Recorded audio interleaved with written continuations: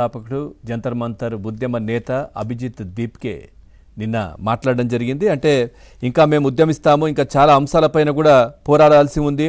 So చాలా వాటిపైన కూడా మేము మాట్లాడతాము, దానికి సంబంధించి చైతన్యం తీసుకొస్తాము, సో ప్రభుత్వంలో కదలిక తెస్తామని చెప్పేసి వాళ్ళు మాట్లాడుతున్నటువంటి పరిస్థితి అయితే ప్రస్తుతం కనబడతా ఉన్నాయి.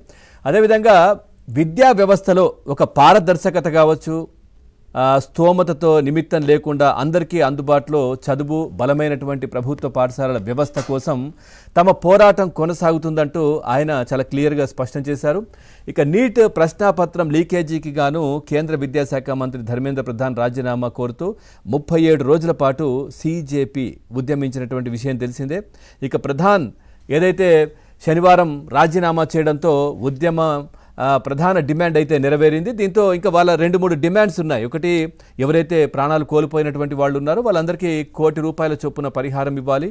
అదేవిధంగా సో ఎఫ్ఐఆర్లు ఏవైతే నమోదయ్యాయో వివిధ ప్రాంతాల్లో, వివిధ రాష్ట్రాల్లో కూడా ఈ ఉద్యమానికి సంబంధించి అవన్నీ కూడా తీసేయాలి. ఇవన్నీ ఉన్నాయి, వాటికి సంబంధించి కూడా ప్రభుత్వం సానుకూలంగా ఉంది. అట్లాగే ఆ ₹1 కోటి విషయం కూడా సో దాంట్లో అంటే ఖచ్చితంగా ఇస్తాము, కానీ ఎంత అనేది మళ్ళీ మాట్లాడుకోననే విధంగా మాట్లాడడం జరిగింది. దీంతో కాక్రోచ్ల తదుపరి కార్యాచరణ ఏంటనే ఆసక్తి అందరిలో నెలకొంది. అంటే ఈ విషయం ఇదైతే అయిపోయింది. ఇక దీనిపై దీప్కే ఆదివారం కూడా స్పందించారు. ఒకసారి ఆయన ఏం మాట్లాడారు ఒకసారి చూద్దాం.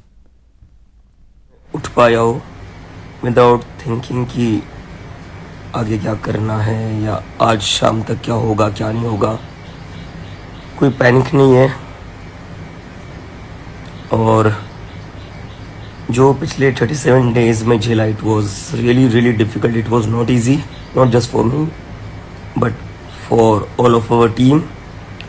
And most of all I would like to thank each and every supporter of the cockroach Janata party spread across India. जिन जिन लोगों ने हमें सपोर्ट किया, हम पर भरोसा दिखाया, who loved us when everybody was doubting us. I really want to thank you all from bottom of my heart. आप लोगों के सपोर्ट के बिना ये नहीं हो पाता. I really want to apologize. मैं कल जितने भी लोग रुके हुए थे जंतर मंतर पर, उनसे मिल नहीं पाया, उनको थैंक यू नहीं कह पाया. రెటికా అట్లాగే మాట్లాడుతూ కూడా పూర్తిగా దీనిపై దీప్కే మాట్లాడారు. ఉద్యమం నడిచినన్ని రోజులు బాగా ఒత్తిడికి గురయ్యానని, సమయం కష్టంగా గడిచిందంటూ కూడా ఎక్స్ వేదికగా కూడా చెప్పారు ఆయన. నా గదిలో ప్రశాంతంగా ఇప్పుడైతే నిద్రపోయాను, మేము అనుకున్నటువంటి లక్ష్యం సాధించామంటూ కూడా ఆయన చెప్పారు. సో తదుపరి కూడా ఇంకా చాలా అంశాలు ఉన్నాయి, వాటికి సంబంధించి మేము ఫైట్ చేస్తాం, పోరాటం చేస్తామంటూ కూడా వారు చెప్తా ఉన్నారు. అట్లాగే మీరు ఏదైనా రాజకీయ పార్టీ ఎన్నికల్లో పోటీకి సంబంధించి కూడా మాట్లాడితే వారు కాదు, కానీ ఆయనతో పాటు టీంలో ఉండే ఇంకొద్ది మంది మాత్రం మాట్లాడారు. ఖచ్చితంగా మేము ప్రస్తుతానికైతే అట్లాంటి ఆలోచన లేదు అని అయితే మాట్లాడడం జరిగింది. ఓవరాల్గా అసలు ఏం జరగబోతోంది ఏంటి, తదుపరి ఉద్యమాలని చెప్తా ఉన్నారు కదా, ఇటు రైతులకు సంబంధించిన సమస్యలు ఇవన్నీ ఉన్నాయి.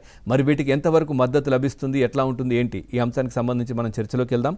చర్చలో పాల్గొంటున్నారు సీనియర్ జర్నలిస్ట్, రాజకీయ విశ్లేషకులు